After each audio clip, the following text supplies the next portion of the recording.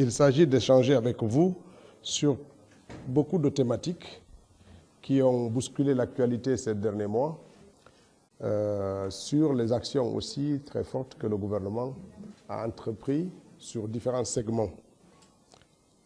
Pour la première partie, ce qui concerne les déclarations d'un certain nombre d'ONG qui essayent de développer un certain narratif qui tendent à faire de notre pays ou à faire croire que notre pays serait le pire de la planète en termes de traitement des droits de l'homme, en termes de traitement des droits humains, etc., etc. C'est une lecture qui touche n'importe quelle personne qui vit en Guinée, et particulièrement les Guinéens, et particulièrement les autorités guinéennes, parce que ces organisations des droits de l'homme se permettent de construire un certain type de discours et souvent pour des préoccupations dont on ne sait pas sont animées par quoi, mais qui sont éloignées de la réalité. Qu'est-ce qui fonde aujourd'hui un argumentaire objectif d'une organisation des droits de l'homme pour dire que la Guinée serait, par exemple, le pire endroit de la Terre où les droits de l'homme sont malmenés quotidiennement? Qu'est-ce qui fonde ce type d'argumentaire objectivement? Parce que vous êtes des journalistes, vous vivez quand même en Guinée. Les situations qui se passent ici, vous en rendez compte. Je ne pense pas que quelqu'un d'entre vous subisse quelques contraintes que ce soit pour lui amener à avoir telle ou telle appréciation.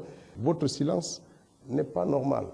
Dans l'un ou l'autre cas, moi je ne demande pas à la presse d'aller dans le sens de défendre l'État vaille que vaille.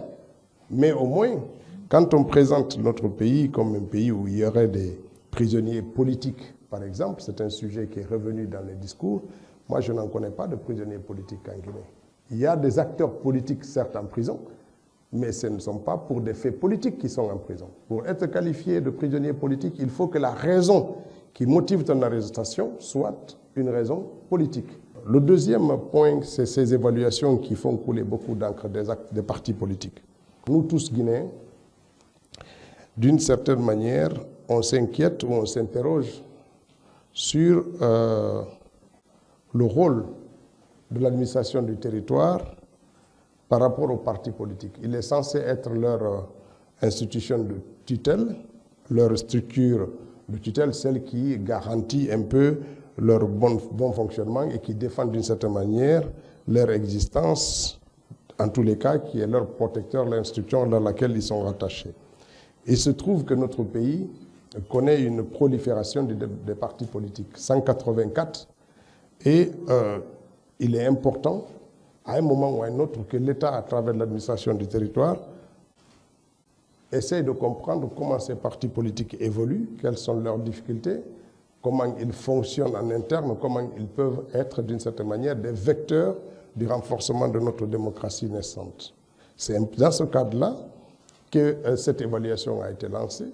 Somme toute, il s'agit de voir la cohérence entre les actes qu'ils posent sur le terrain et les textes et les engagements qu'ils ont vis-à-vis de l'État et vis-à-vis de leurs militants et sympathisants. C'est important, c'est un exercice qui est normal parce que peut-être qu'au bout de ça, l'État aussi assumera une certaine responsabilité d'encadrement, d'accompagnement, parce que les acteurs politiques, les partis politiques concourent aussi au développement de la démocratie et à son renforcement dans notre pays et dans toutes les démocraties qui se construisent. Ces derniers temps, il y a eu énormément de choses qui ont été posées. Il est temps de se réjouir quand même que pour la première fois, on a réussi à faire cette interconnexion terrestre entre le backbone guinéen et le backbone malien.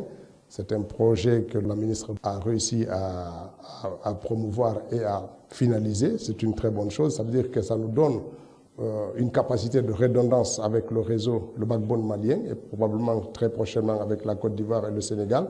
Ça fera que la boucle en Afrique de l'Ouest, en termes de connectivité, va être plus intéressante et ça pourra profiter à la stabilité des connexions et des accès de réseau ici, puisque c'est après tout un des avantages qu'on peut tirer de ces interconnexions. C'est comme au niveau de l'énergie, récemment ça a défrayé un peu l'actualité.